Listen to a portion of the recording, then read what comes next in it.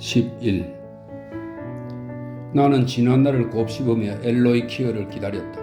노년의 엄청난 명예를 누린 에드워드 드리필드가 무명시를 저지른 어이없는 사건을 생각하니 크크 웃음이 났다. 그동안 평론가들이 그의 놀라운 가치를 극찬해도 내가 인정하지 않았던 것은 어린시절 내 주변 사람들에게 하찮은 작가로 취급받던 그가 내 기억 속에 남아있기 때문은 아닐까 생각해 보았다. 그는 문장력이 형편없다는 평가를 오랫동안 받았다. 그의 글은 마치 뭉툭한 몽당연필로 쓴 걸 같은 인상을 주었다. 정통과 비속이 어수선하게 뒤섞인 문체가 부자연스러웠고 대화는 인간의 입에서 나올 법한 것이 아니었다. 구술로 글을 썼던 후반기 작품에 가서야 자연스러운 대화체가 나오면서 유려하고 명료한 문체가 되었다. 원숙기에 쓰인 소설들로 돌아간 평론가들은 문체에서 상황과 절묘하게 어우러지는 불안하면서도 짜릿한 활력을 찾아냈다. 전성기는 미사여구가 한창 유행하던 시절과 맞물린다. 그의 작품에서 발췌한 묘사구는 영국의 모든 문집에 실려 있다. 봄을 맞이한 켄트 지방의 숲이나 템스강 하류의 석양, 바다를 묘사한 글이 유명한데 나는 그것들을 읽으면 매번 마음이 불편해지니 안타까운 일이다. 내가 젊었을 때만 해도 그의 책은 판매가 부진했고 그나마 한두 권은 도서관에서 대여가 금지되었지만 그를 추앙하는 강한 문화적 토대가 형성되었다. 그는 대담하고 사실주의적이라는 평을 받았다. 그는 속물들을 다스리기에 아주 좋은 몽둥이였다. 어떤 사람은 드리필드의 뱃사람과 농부가 셰익스피어적이라는 영감을 용케 떠올렸고 유행을 선도하는 자들은 한자리에 모여 드리필드가 창조한 촌사람들의 무덤덤하고 맛깔나는 유머에 환호성을 올려댔다. 이는 에드워드 드리필드가 어렵지 않게 배출하는 산물이었다. 나는 그를 따라 배의 선실이나 펍의 바에 들어갈 때마다 마음이 무거워졌다. 앞으로 대여섯 쪽에 걸쳐 인생과 윤리, 불멸에 대해 논하는 얄팍한 대화가 방언으로 이어질 것을 알았기 때문이다. 셰익스피어의 광대는 물론이고 이후 태어난 무수한 자손들을 늘 지루하게 생각하는 나로서는 어쩔 수 없는 일이었다. 드리필드의 힘은 뭐니 해도 본인이 가장 잘 아는 농장주와 농장 일꾼, 점원, 바텐더, 범선 선장, 항해사, 요리사, 갑판원에 대한 묘사에 있었다. 자신보다 신분이 높은 인물들을 등장시킬 때는 그의 추종자마저 부족함을 느낄 수밖에 없었다. 그의 훌륭한 신사들은 지나칠 정도로 멋지고 귀부인들도 너무 선량하고 너무 순수해서 너무 고귀해서 다음 절으로 위엄을 세우는 것 외에는 자신을 표현하지 못한다. 여자 인물들은 현실감이 없다. 하지만 어디까지나 나의 사건이라는 것을 다시 덧붙여 둔다.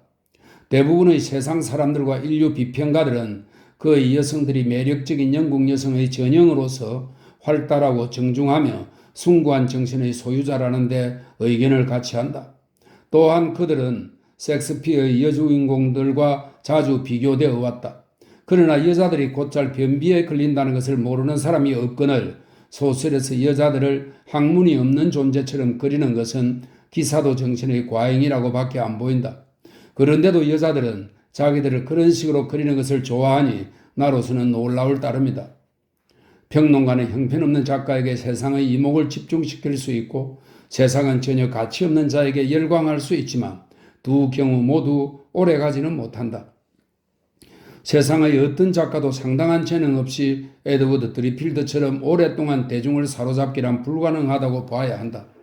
선택된 자들은 대중성을 비웃는다. 그들은 대중성을 평범함의 증거로 치부하는 경향이 있으나 이는 후대 사람들의 선택이 한 시대의 무명 작가들이 아니라 유명한 작가들 중에서 이루어진다는 점을 간과하는 것이다. 불후의 명작이 언론의 외면 속에 사장되는 일이 계속되어 왔을지 몰라도 후대 사람들은 그 존재를 알 길이 없다. 또한 후대 사람들이 지금의 베스트셀러를 모조리 폐기 처분하더라도 결국 무엇을 고른다면 지금의 베스트셀러 속에서 고를 수밖에 없는 것이다. 여하튼 에드워드 드리필드는 당선권 안에 있다. 내게 그의 소설은 지루하다. 너무 긴데다 무딘 독자들의 흥미를 자극하려 동원한 멜로드라마적 사건들도 시시할 뿐이다. 다만 그에게는 진실성이 있다. 그의 최고 작품들에는 생동감이 어려있고 그의 글을 읽은 사람이라면 저자의 불가사의한 개성을 느낄 수밖에 없다. 초기에 그의 사실주의는 호평과 비난을 동시에 받았다. 평론가들은 각자의 성향에 따라 진실하다는 극찬 아니면 저속하다는 혹평을 내렸다. 그러나 이제 사실주의는 더 이상 논란의 대상이 아니다. 한 세대 전 도서관 이용자들은 격한 반감을 느꼈겠지만 현재의 도서관 이용자는 아무런 구애를 받지 않을 것이다. 이 내용을 읽고 있는 교양 있는 독자들은 드리필드가 죽었을 때 더 타임즈의 문학 특집에 실렸던 토업 기사를 기억할 것이다. 이 기사의 필자는 드리필드의 소설을 소재로 미의 창가라 할 만한 글을 썼다. 그 글을 읽은 사람은 제르미 테일러의 웅장한 산문을 연상시키는 고조된 문장의 종결, 찬양과 경건함, 그리고 꾸몄지만 과도하지 않고 감미로우나 나약하지 않은 문체의 고상한 감성에 감명을 받았을 것이다. 글 자체가 아름다운 작품이었다. 만약 누군가가 에드워드 드리필드는 해악이 넘치는 사람이었으니 농담을 곳곳에 길들였으면 한결 경쾌한 부고기사가 되었을 것이라는 의견을 냈다면 추도문인데 별 수 있겠냐는 대답이 돌아왔을 것이다. 알다시피 아름다움은 어설픈 유머의 행진을 기껍게 바라보지 않는다. 엘로이 키어는 내게 드리필드의 이야기를 하면서 흠결이 있다 해도 작품 전반에 흐르는 아름다움이 흠결을 만회한다고 주장했다. 그날 우리의 대화를 돌이켜보니 가장 거슬린 것은 바로 그 말이었던 듯하다. 30년 전 문단의 화두는 단연 하나님이었다. 신앙은 바른 길이었고 기자들은 구절을 꾸미거나 문장의 균형을 맞추는 데 하나님을 활용했다. 그러다가 하나님이 물러가고 판이 등장했다. 이 판은 그리스 신화에서 상반신은 사람이고 하반신은 염소인 목신을 말합니다. 판이 등장했다.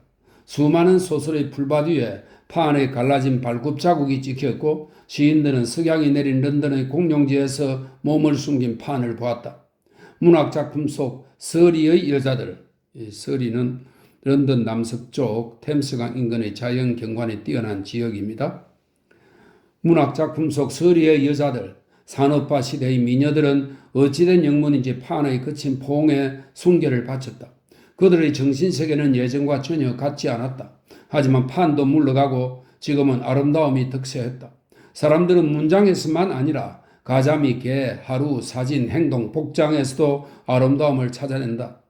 전도 유망하고 훌륭한 소설을 써온 젊은 여자들은 하나같이 정도의 차이만 있을 뿐 암시를 하든 열변을 토하든 강렬한 어조나 매력적인 어조로 아름다움에 대해 뇌까리고 근래 옥스퍼드를 졸업했지만 여전히 그곳의 찬란한 기운을 간직한 젊은 남자들은 예술과 인생, 우주를 논하는 주간지의 빽빽한 지면에 아름다움이라는 말을 무심코 던져 넣는다.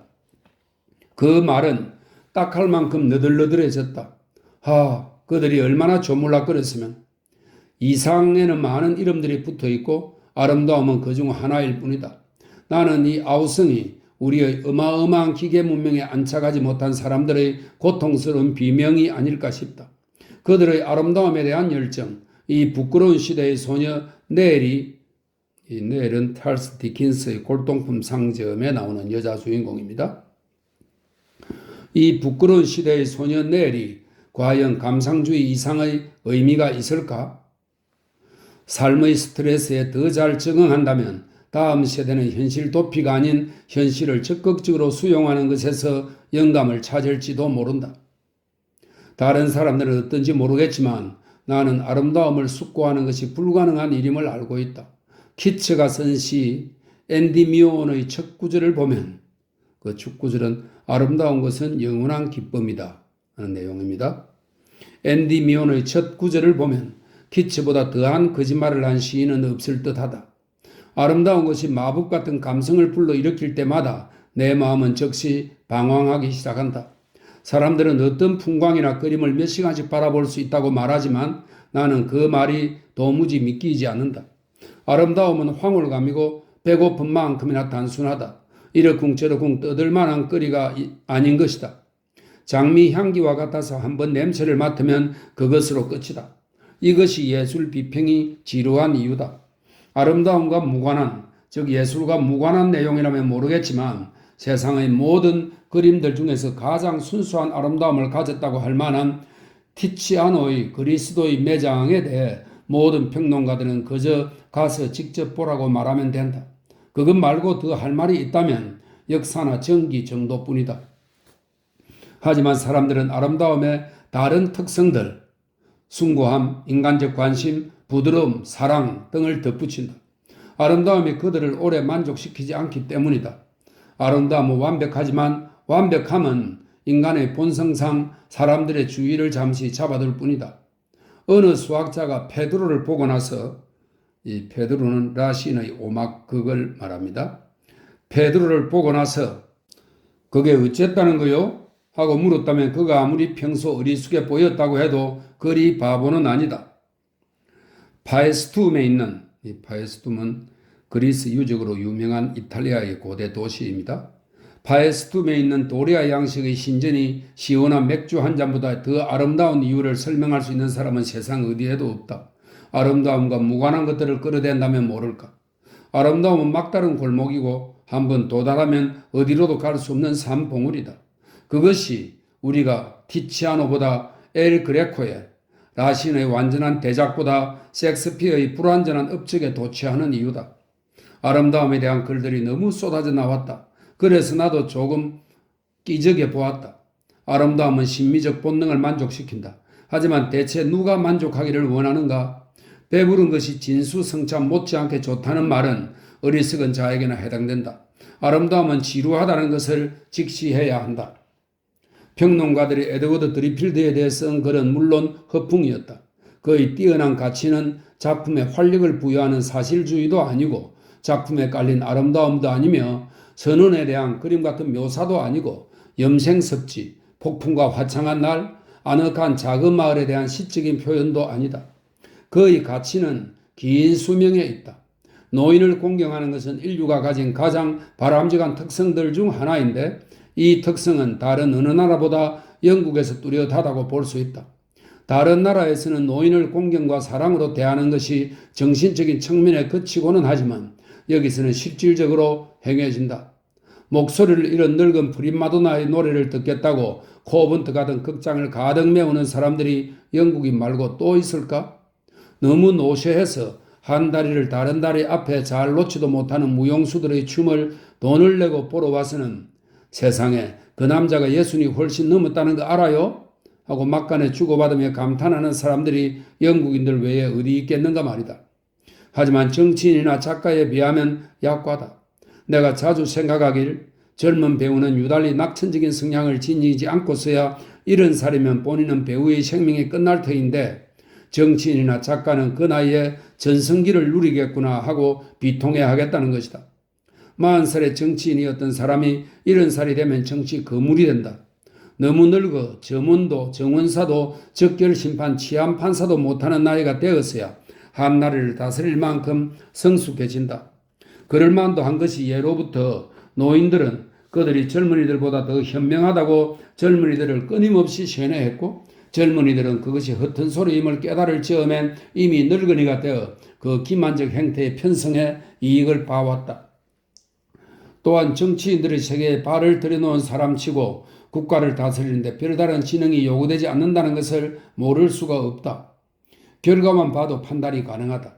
하지만 작가들은 왜 나이가 들어갈수록 존경을 받아야 하는지 나는 오랫동안 의구심을 품어왔다. 만약 20년째 주목할 만한 작품을 쓰지 못하는 노작가라면 경쟁자로서 젊은 작가들에게 아무런 위협이 되지 못하므로 그의 가치를 극찬해도 괜찮다는 점에서 합리적 찬사라는 생각을 한 적은 있다. 알다시피 두렵지 않은 경쟁자를 칭찬하는 것은 만만찮은 경쟁자를 견제하는 좋은 방법이다.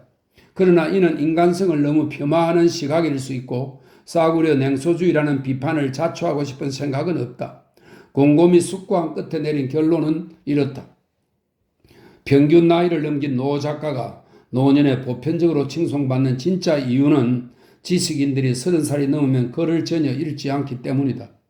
나이가 들수록 젊었을 때 읽은 책들은 화려한 빛을 발하기 마련이니 그 책을 쓴 저자의 가치는 해마다 높아진다.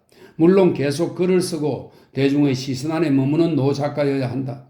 글짝을 한두 편 쓴 것으로 충분하다고 생각해서는 안 된다. 글짝들을 떠받칠 받침대로 변변찮은 작품을 40, 50편쯤 펴내야 한다.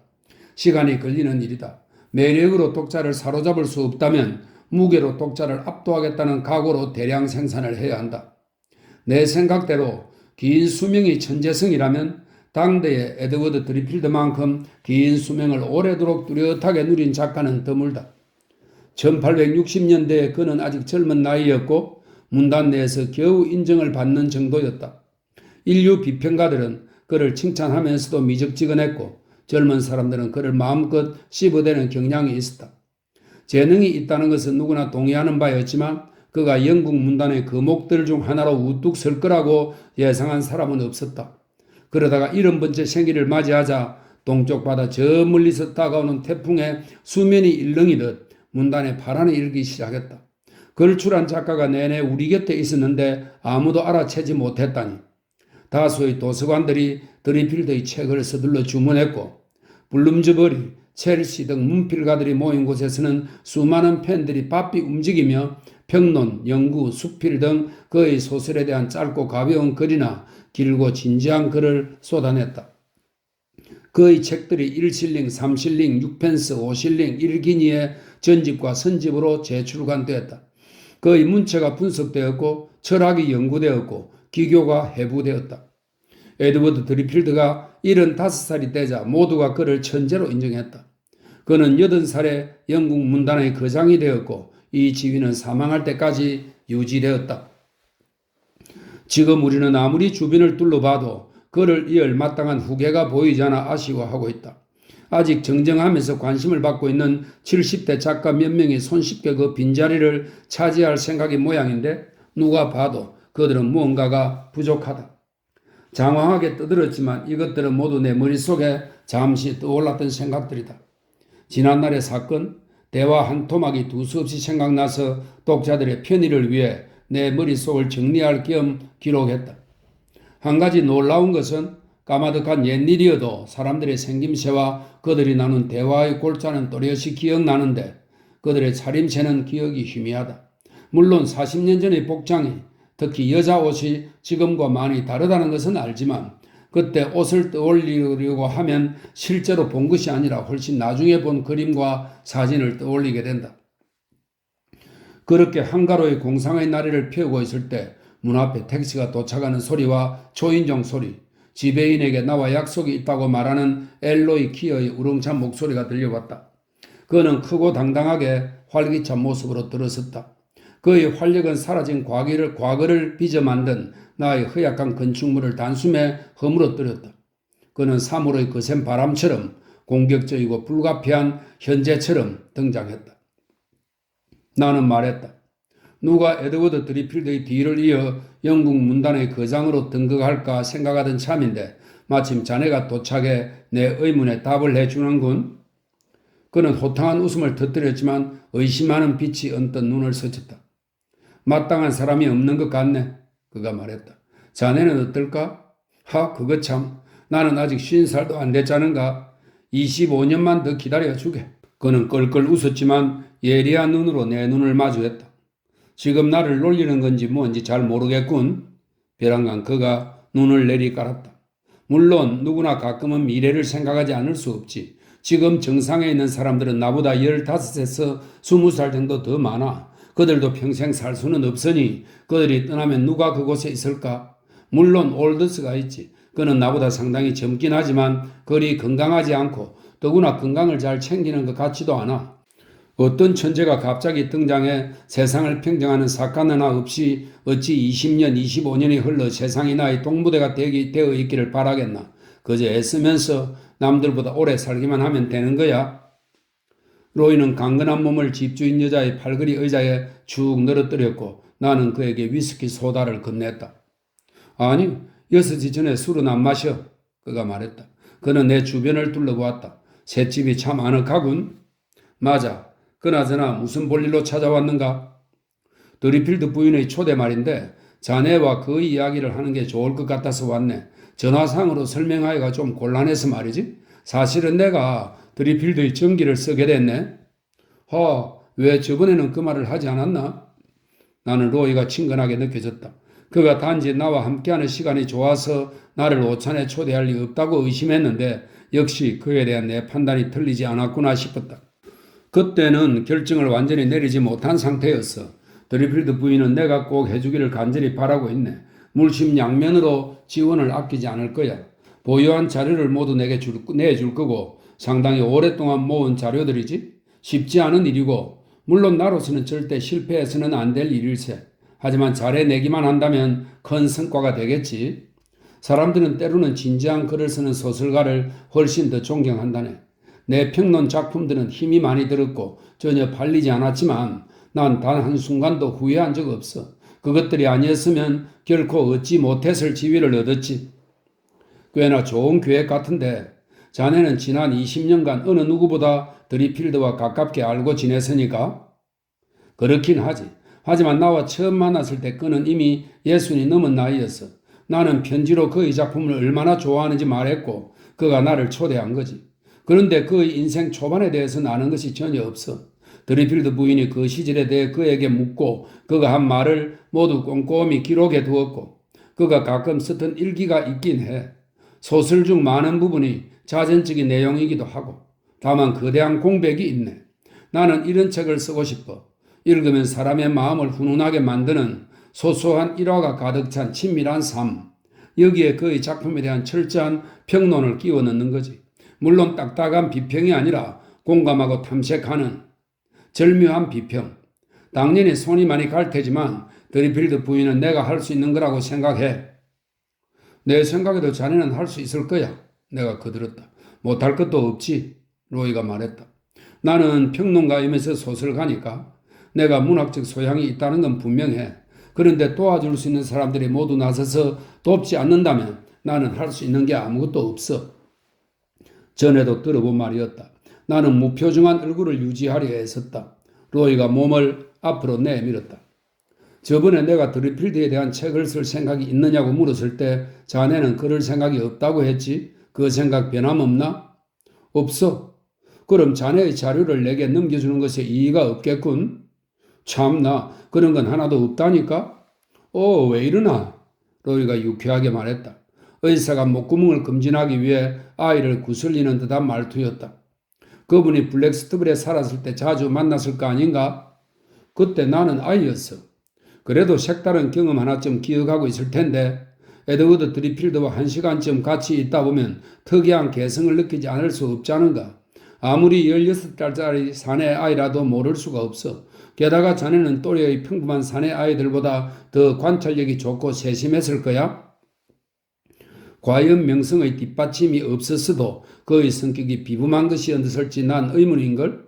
만약 자네가 간이 좋지 않아 온천 치료를 하러 잉글랜드 서부로 내려간 공인회계사 애트킨스 씨였다면 그래도 거기서 만난 사람들에게 개성이 강한 사람이라는 인상을 주었을까? 내가 지극히 평범한 공인회계사는 아니라는 걸 사람들이 금세 눈치채지 않았을까?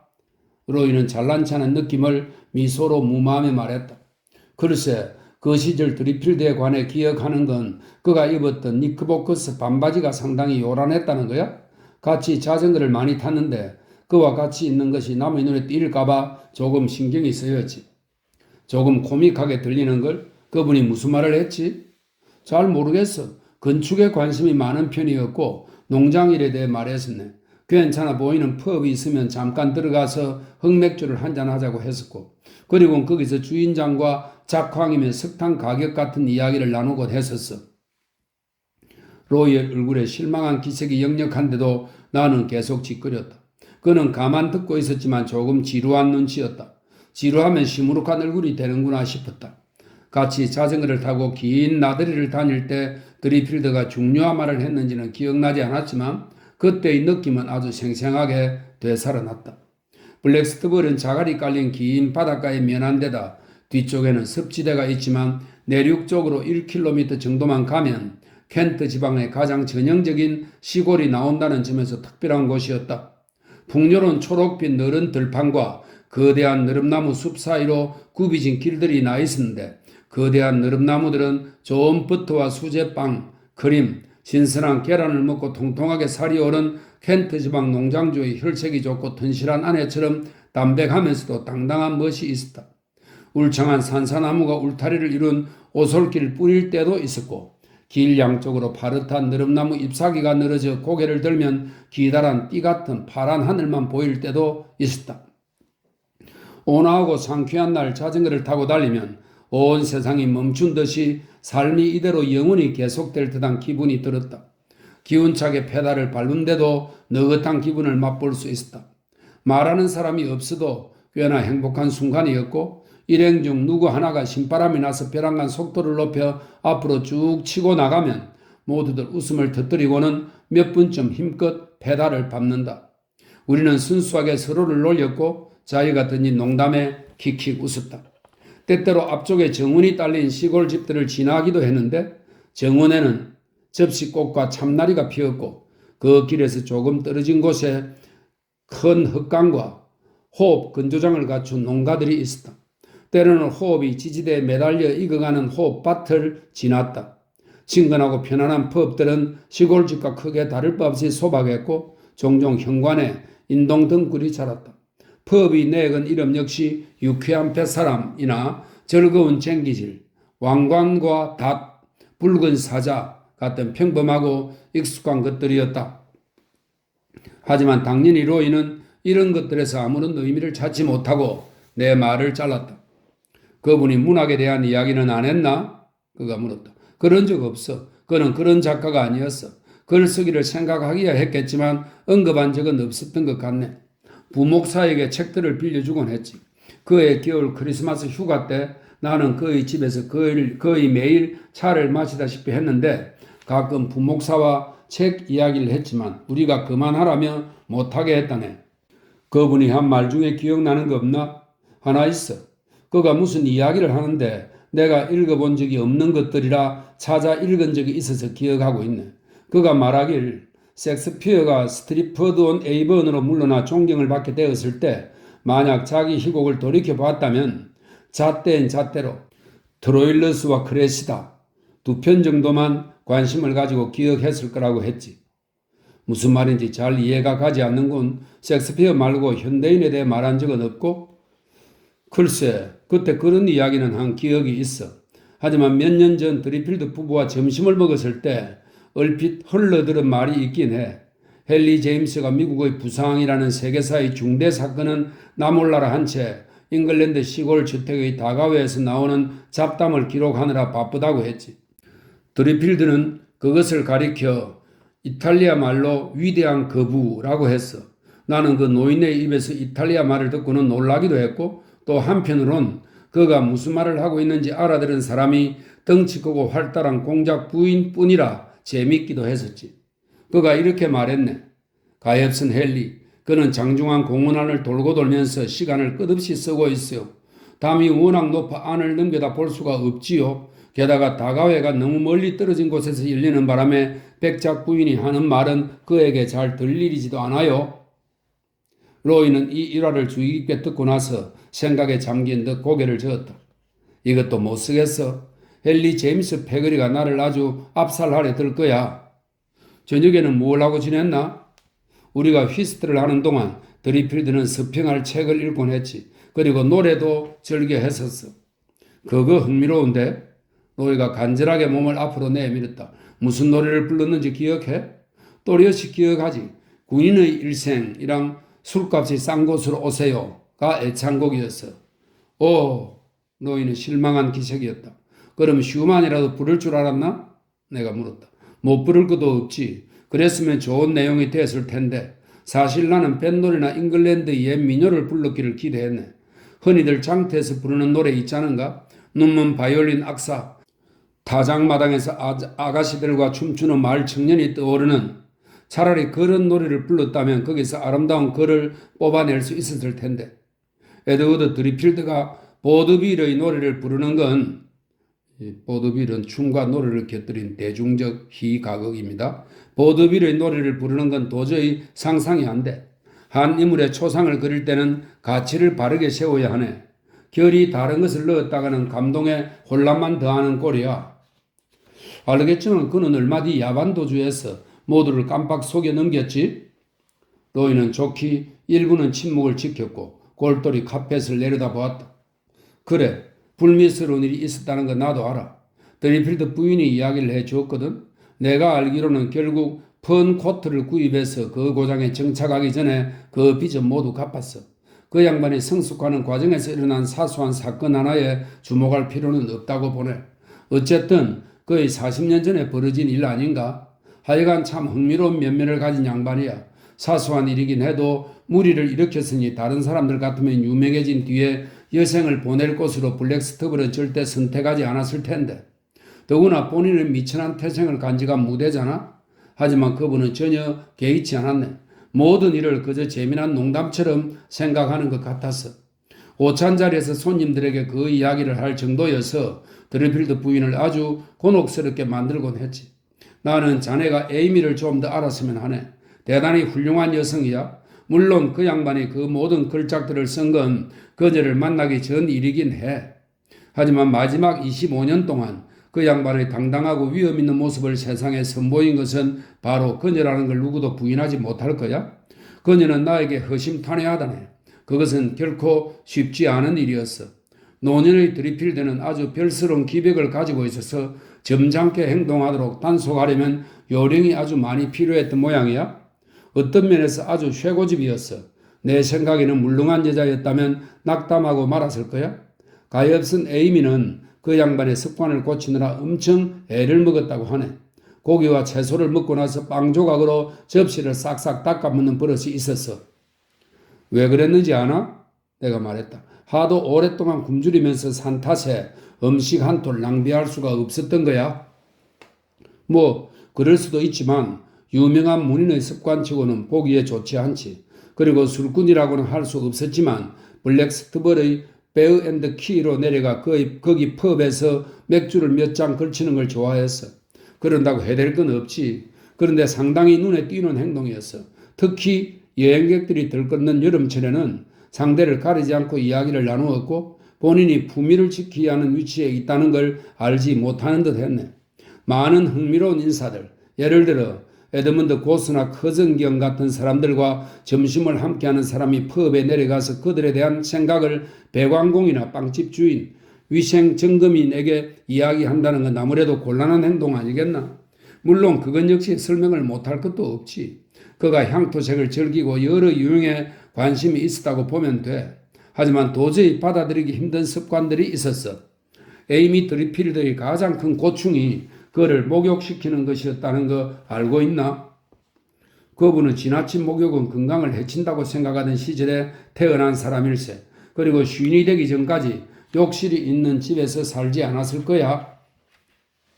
목욕은 일주일에 한 번 이상 하지 않고 살았는데 새삼스럽게 이제 와서 왜 습관을 바꿔야 하는지 모르겠다고 했다는군. 그래서 에이미가 속옷이라도 매일 갈아입으라고 하니까 그것도 싫다고 했어. 항상 위아래 속옷을 일주일씩 입었다면서 헛소리 말라고 했대. 그렇게 자주 빨면 속옷이 금방 해질 거라고. 드리필드 부인은 그 양반을 매일 목욕하게 하려고 갖은 애를 썼어. 목욕 소금이니 향수니 하는 것들을 동원했지만 그 양반은 요지부동이었네. 게다가 나이가 들어갈수록 일주일에 한 번도 하지 않으려 했다는군. 그녀 말로는 마지막 3년은 아예 목욕을 하지 않았대. 물론 우리끼리니까 하는 이야기일세. 내가 자네에게 이런 말을 하는 이유는 그의 일생을 글로 쓰려면 상당한 요령이 필요하다는 걸 알려주기 위해서야. 누가 봐도 돈 문제에 관한 한 다소 부도덕했고 아래 사람들과 어울리는 것에서 이상한 즐거움을 찾는 결점도 있었고 몇몇 개인적 습관은 상당히 불쾌한 것들이었네만 난 그 양반의 그런 면모가 크게 중요하다고 보진 않아. 사실이 아닌 이야기를 하고 싶지는 않지만 덮고 넘어가는 편이 좋은 점은 말하고 싶지 않아. 그냥 다 틀어놓고 있는 그대로 끓이는 게 더 흥미롭지 않을까? 그렇게는 못하지. 그랬다가는 에이미 드리필드가 나랑은 말도 안 섞을걸. 에이미는 나의 신중함을 믿고서 내게 정기를 써달라고 요청한 거야. 그러니 신사답게 행동해야 하네. 신사와 작가 노릇을 동시에 하는 건 어려운 일이야. 못할 것도 없지. 자네도 평론가들이 어떤지 알지 않나? 진실을 말해봤자 냉소적이라는 평만 듣게 돼. 작가가 냉소적이라는 평을 들으면 좋을 게 없어. 만약 내가 부도덕하게 모든 걸 폭로한다면 파란을 일으킬 수는 있겠지. 그 남자의 아름다움에 대한 열정과 방만한 책임의식, 세련된 문장과 비누랑 물에 대한 혐오, 이상주의와 싸구려 펍에서 마시는 술이라는 양면성을 보여준다면 재미는 있을 거야. 하지만 솔직히 그것이 덕이 될까? 기껏해야 리턴 스트레이치는 한 인물을 사실 그대로 묘사한 전기로 유명한 영국의 전기 작가이자 평론가입니다. 기껏해야 리턴 스트레이치를 흉내낸다는 소리나 듣겠지. 그건 싫어. 암시적이고 매력적이면서도 무언가 절묘하게, 말하자면 부드럽게 나가는 편이 훨씬 좋을 거야. 나는 항상 시작 전에 완성작을 먼저 그려야 한다고 보네. 이번 전기는 정치가 있는 반다이크의 초상화 같다. 어느 정도의 무게감과 귀족적인 뛰어남이 있는, 무슨 말인지 알겠지? 대략 8만 단어면 될 거야. 그는 잠시 심미적 황홀경에 취했다. 고급 종이에 선명하고 반듯한 활자로 인쇄된 얇고 가볍고 여백이 많은 특대 팔질판 책을 마음의 눈으로 보고 있었다. 매끄러운 검은색 천으로 싸고 금박으로 제목을 찍은 제본을 보고 있었을 것이다. 하지만 조금 전 내가 말했듯이 엘로이 키어도 인간인 이상 그 황홀경을 아주 잠깐 발현하는 아름다움을 간직할 수는 없다. 그는 내게 솔직한 미소를 지었다. 그런데 드리필드의 첫 번째 아내를 어떻게 처리해야 할지 모르겠어. 털어서 먼지 안 나는 사람 없지? 나는 중얼거렸다. 그 여자는 다루기가 참으로 까다롭다 말일세? 드리필드와 꽤나 오래 결혼 생활을 한 여자이니 말이야. 에이미는 이 문제에 대해 아주 단호한 의견을 가지고 있지만 나로서는 그걸 어떻게 맞춰야 할지 난감하단 말일세. 로지 드리필드가 남편에게 대단히 해로운 영향을 끼쳤다는 것이 에이미의 입장이야. 남편에게 도덕적으로, 신체적으로, 경제적으로 타격이 될 만한 짓은 모두 했다는 거야. 로지는 모든 면에서, 특히 지적으로나 정신적인 측면에서 남편보다 열등한 여자였는데 그럼에도 그분이 생존했던 것은 순전히 그분의 엄청난 저력과 활력 덕분이었다는 거지. 첫 번째 결혼이 아주 불행했다는 건 분명해. 여자는 이미 오래전에 죽었는데 해묵은 추문을 들쑤시며 남부끄러운 속사정을 내보이는 건 꼴사나운 일 아니겠나? 하지만 드리필드의 모든 명작들이 그 여자와 같이 살 때 쓰였다는 건 틀림없는 사실이야. 나는 후기 작품도 좋아해. 누구도 나보다 더 그 순수한 아름다움을 인식하지 못할 거야. 그것들에 깃든 절제와 일종의 고전주의적 냉철함은 감탄할 만하지만 전반부 작품들의 자극적 풍미, 생동감, 사람 사는 냄새와 활기가 빠졌다는 건 인정할 수밖에 없네. 아무래도 첫 번째 아내가 그의 작품에 미친 영향을 아예 무시한다는 건 무리일 듯 싶어. 그래서 어찌할 셈인가? 내가 물었다. 아주 예민한 심정을 거스르지 않게 되도록 은밀하고 배려하는 방식을 택하면서도 남자다운 소탈함으로, 말하자면 심금을 울리는 방식으로 다룬다면 그분의 인생사에서 그 부분을 못 다룰 것도 없지. 터무니없는 과제 같은데? 내가 보기에는 사소한 것들까지 미주알 고주알 말할 필요 없어. 얼마나 적절히 손질을 가하느냐가 문제지. 되도록이면 직접적 서술을 피하면서 독자들이 짐작할 수 있게끔 필수적인 것만 제공할 생각이야. 알다시피 아무리 역겨운 소재라도 점잖게 다루면 불쾌감을 완화할 수 있지 않은가. 하지만 진상을 똑바로 파악하지 않으면 나는 아무것도 못해. 재료가 없으면 요리를 할 수 없으니까. 로이는 자신이 성공한 강연자임을 유리하고 매끄러운 말솜씨로 입증했다. 나도 저렇게 힘차고 정확하게 단 한마디도 버벅거리지 않고 단 한순간에 머뭇거림 없이 문장을 술술 뽑아낼 수 있으면 얼마나 좋을까 하는 생각이 들었고, 다른 한편으론 로이가 거대하고 열렬한 청중을 향해 말하듯 본능적으로 연설을 하고 있는데도 정작 보잘것없는 일개 개인인 나 혼자 청중 역할을 한다고 생각하니 나 자신이 참 미약하게 느껴졌다. 그런데 그가 잠시 말을 멈추었다. 열정으로 달아오르고 한낮의 더위로 땀이 송골송골한 그의 얼굴에 상냥한 표정이 떠올랐다. 총명함으로 우위를 점하며 나를 사로잡았던 눈이 풀어지면서 미소를 띄었다. 여기서 자네가 나서 주게나 친구, 그가 유쾌하게 말했다. 할 말이 전혀 없을 때는 아무 말도 하지 않고 대답이 궁할 때는 그저 입을 다무는 것이 언제나 상책이다. 나는 침묵하면서 로이를 다정하게 바라보았다. 그 양반이 블랙스터블에서 어찌 살았는지 자네는 누구보다 잘 알지 않나? 내가 어찌 아누? 그 옛날 블랙스터블에서 그 양반을 목격한 사람은 나 말고도 수없이 많을걸? 그럴지도. 하지만 그들이야 중요하지 않은 사람들이겠지. 아무런 관련이 없는 자들. 오호, 알겠어. 까발릴 사람이 나밖에 없다 이 말이로군. 꼭 그렇게 경박한 표현을 쓰겠다면 대충 그렇다고 해두세. 보아하니 로이는 그다지 즐거운 기색이 아니었다. 그래도 나는 아무렇지 않았다. 내 농담을 다르게 받아들이지 않는 사람들에게 익숙했기 때문이다. 가장 순수한 타입의 예술가는 자기가 던진 농담에 혼자 웃음을 터뜨리는 익살꾼이 아닌가 하는 생각을 종종 한다. 자네는 그 후에 런던에서도 그 양반을 자주 만났다고 하는데 그랬지. 로 벨그레이어 비어 어딘가 아파트에 살던 때였지? 피미리코의 셋집이었네. 로이가 억지로 미소를 끌어냈다. 그 양반이 정확히 런던 어디에 살았는지 서로 따지지는 말자고. 그때 자네는 그 양반과 아주 친했던 걸로 아는데 꽤 친했지? 얼마나 그렇게 지냈나? 한 2년 정도. 그때 자네가 몇 살이었지? 20살. 이보게, 자네에게 중요한 부탁을 하나 할까 하네. 시간이 많이 걸리지 않는 일이고 내게는 더없이 가치 있는 일일세. 드리필드에 대해 기억하는 걸 모두 적어줘. 아내와 그의 관계에 대해서 기억나는 대로 모두 적어주게. 블랙스터블과 런던의 일 모두. 아니 이 사람아, 그건 무리야. 나도 할 일이 많은 사람이라고? 시간이 그리 들지 않는 일이야. 그냥 대충 써줘. 문체니 무언니 신경 쓰지 않아도 된다고. 문체는 내가 다듬을 테니까. 나는 그저 사실들이 필요할 뿐이야. 누구도 모르는 사실을 자네만 알고 있자는가? 잘난 척할 생각은 없네만 드리필드는 위인이니 자네는 그를 기리기 위해서 그리고 영문학을 위해서 아는 걸 모두 말해야 할 의무가 있어. 일전에 자네가 그 양반에 대한 글을 쓸 생각이 없다고 말하지만 않았어도 부탁하지 않았을 거야. 그 자료를 쓸 생각도 없이 그냥 간직하겠다는 건 나는 먹기 싫고 남 주긴 아깝다는 심보이지 뭔가?